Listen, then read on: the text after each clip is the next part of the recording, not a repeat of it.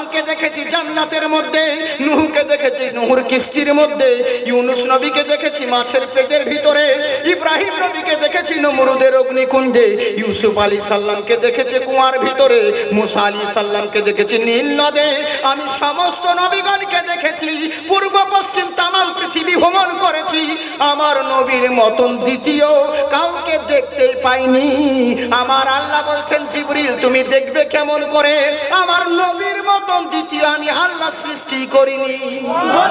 সুবহানাল্লাহ বলে কেমন নবী, আর সেই নবীর আমরা উম্মত হয়েছি, যেই নবীর মতন কেউ হয়নি আর হবে না।